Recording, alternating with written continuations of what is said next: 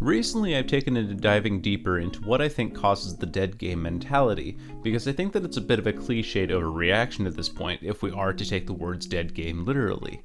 A game's death can be attributed to any number of things, from poor development teams to a straight up lack of interest from the general gaming community, and they usually go hand in hand.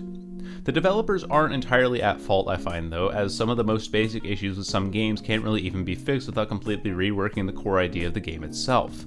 Other times, some dead games fall into the trap of trying to compete in a market that contains games that have already established a solid foothold in the genre. Finally, there is the issue of how some replayable games have a great idea to begin with, but they either become so repetitive with infrequent updates that the game falls into obscurity in favor of playing other games with more exciting premises.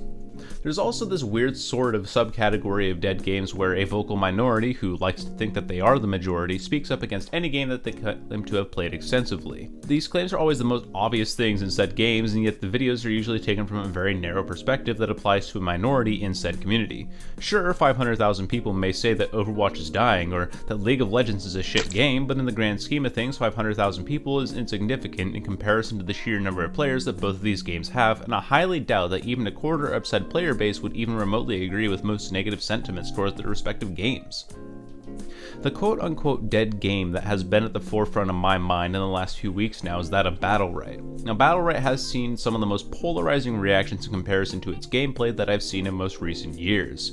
The reviews and reactions that I found on the game are all fairly positive in their remarks. Some of the positivity comes from the people who have been playing League of Legends for years and are finally glad to have found a quicker and more straightforward MOBA, yet the game fell into an obscurity hardly a few months after its release. There was a wave of more recent videos on YouTube because the creators of Battlerite wanted content creators to promote their new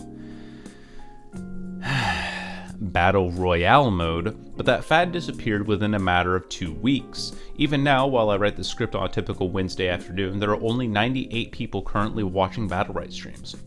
I think that this lack of interest stems from Battlerite's gameplay and how it's just too linear for it to even be remotely competitive or entertaining. For those of you who have never played Battlerite, the game is a MOBA, which is short for Multiplayer Online Battle Arena. Other games in this genre include the likes of League of Legends, Smite, and Dota.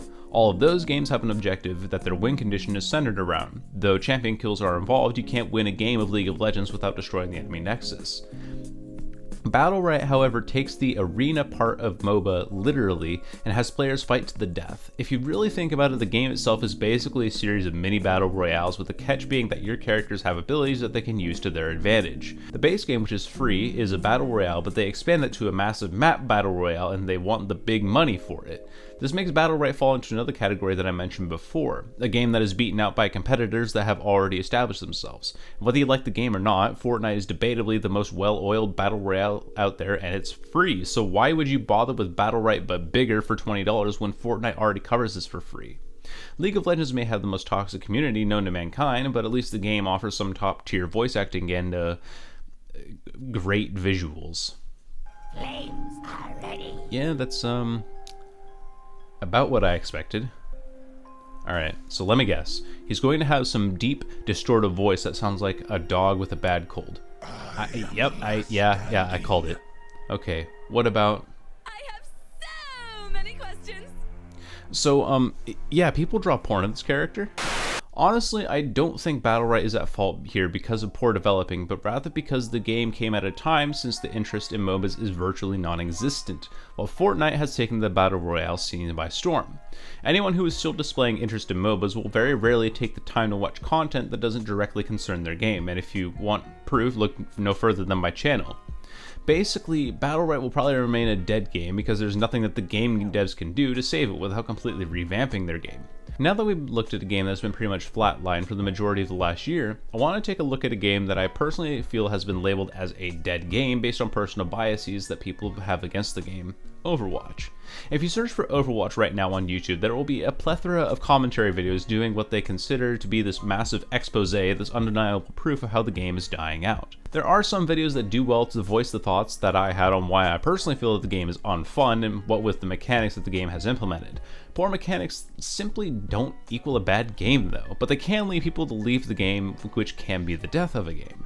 Blizzard's recent publicity stunts have also been nothing short of disappointing, especially with the announcement for the new Diablo mobile app, which leads me to believe that a certain set of angry fans are choosing to call Overwatch a dead game because they're so hell-bent on seeing Blizzard fall flat on its face. I suppose that these angry fans are hoping that Blizzard learns from their mistakes and never try to release a mobile game like that ever again, but let's be honest, that's never going to be happening.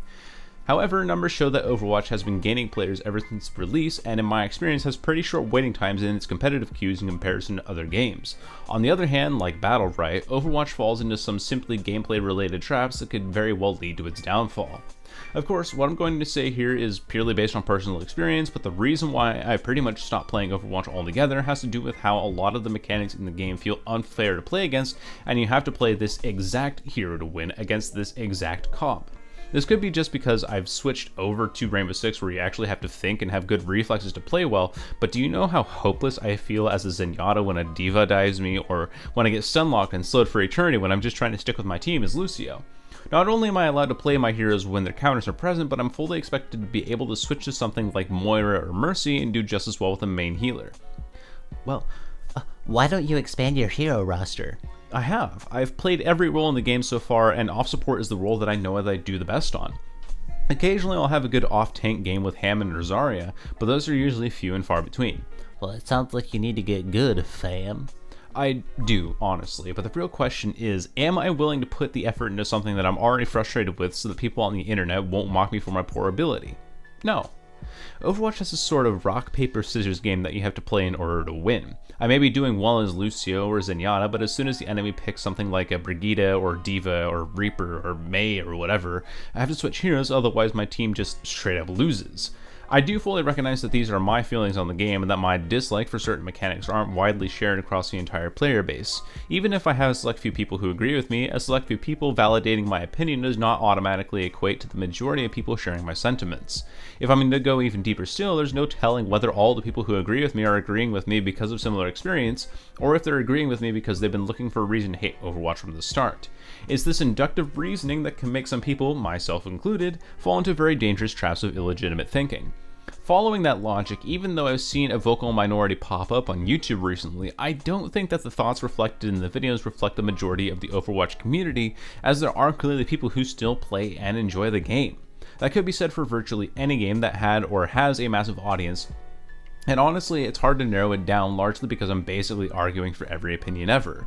The problem is that without numbers or facts to back up these personally biased opinions, there's never going to be any convincing anyone that they're playing a dying game until you shove numbers and facts in their faces. And even then, they'll be likely to ignore facts and numbers because of personal bias. So what's my conclusion here? I think that, if anything, I've learned that there's a clear distinction between when a game actually has no traction and is therefore a dead game, versus when a vocal minority chooses to talk smack about a popular game which stands to be very much alive and well. For the most part, calling something a dead game to me seems to be the internet slang for, we hate what this game does and we're washing our hands of it. The worst possible insult that you can give a game that relies heavily on its player base is to say that the game itself is dead. Yet using an insult that's barely covered by wild accusations that catch the attention of other people is bound to set up a self-fulfilling echo chamber that really makes these baseless claims look even more pitiful than they really are. And that's really all I have for this video. Thanks for watching, social links are in the description below, and I will see you on the flip side. Goodbye.